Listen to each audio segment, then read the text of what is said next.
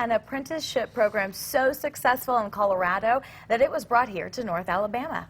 Yeah, that's right, Dan and Naja. Now, as the private aerospace industry continues to grow in this era of the Artemis space mission, companies like Lockheed Martin want to secure employees for the future.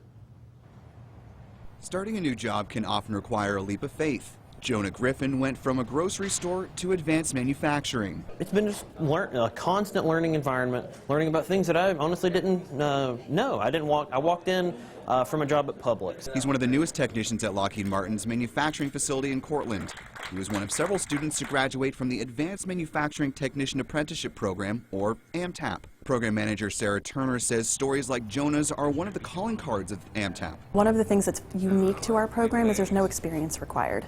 So we've seen a variety of people come through with a wide range of backgrounds. The program began at their facility near Denver in early 2018 and came to Cortland last spring. We found that there was a limited amount of technical talent available around the Cortland site.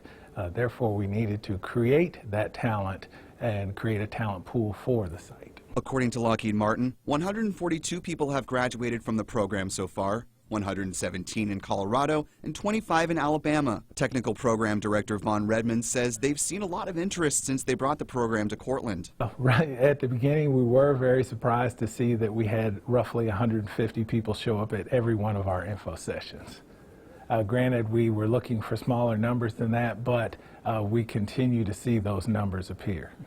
Marcus Harris says the program was a whirlwind experience. Just a lot of information. You know, as soon as one day is over, we move on to the next thing. It was constantly nonstop 5 weeks. They went by so fast because there's so much.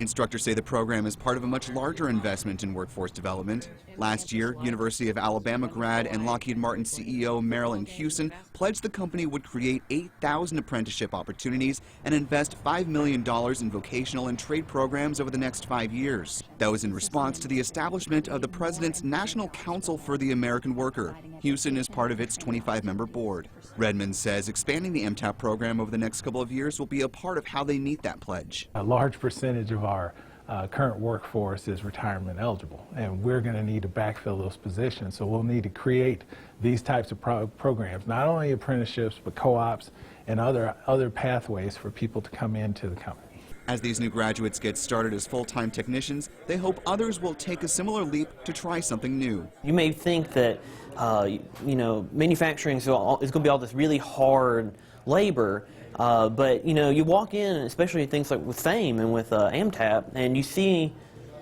it's not as hard as people make it out to be. It defies expectations. It really does.